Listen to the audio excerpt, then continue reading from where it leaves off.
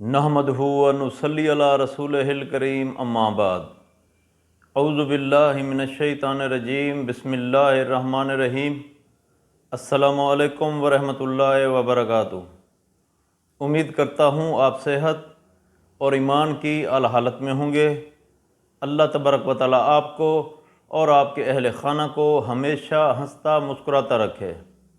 حضرت عمر رضی اللہ تعالیٰ عنہ سے مروی ہے کہ نبی کریم صلی اللہ علیہ وآلہ وسلم نے فرمایا ہے، جب مرد عورت کے ساتھ تنہائی میں ہوتا ہے تو تیسرا وہاں پر شیطان بھی موجود ہوتا ہے۔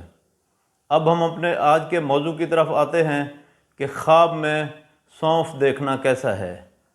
علامہ ابن سیرین رحمۃ اللہ علیہ نے خواب میں سونف دیکھنے کی کچھ مختلف صورتیں بیان کی ہیں۔ ہر صورت کی الگ الگ تعبیر بیان کی ہے۔ مثلاً خواب میں سونف دیکھنا، خواب میں سبز سونف دیکھنا، خواب میں خشک سونف دیکھنا یا خواب میں سونف کھانا۔ اگر آپ ان صورتوں کی تعبیر جاننا چاہتے ہیں یا ان سے ملتی جلتی کسی اور صورت کی تعبیر جاننا چاہتے ہیں تو اس ویڈیو کو آخر تک ضرور دیکھیں۔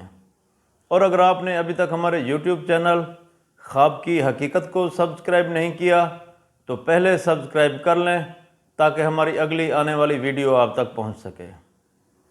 علامہ ابن سیرین رحمۃ اللہ علیہ نے فرمایا ہے کہ اگر کوئی شخص خواب میں سونف دیکھتا ہے، وہ موسم میں ہوں یا بے موسم ہوں، تو صاحب خواب غم اور دکھ میں مبتلا ہوگا۔ ایسے شخص کو چاہیے کہ وہ صدقہ دے۔ اگر کوئی شخص خواب میں دیکھے کہ وہ سونف کھاتا ہے تو یہ خواب نقصان اٹھانے کی علامت ہے۔ ایسے شخص کو بھی صدقہ دینا چاہیے۔ اگر کوئی شخص خواب میں سبز سونف دیکھتا ہے تو اس خواب کی تعبیر یہ ہے کہ خواب دیکھنے والے شخص کا رزق کشادہ ہوگا، آرام اور راحت پائے گا۔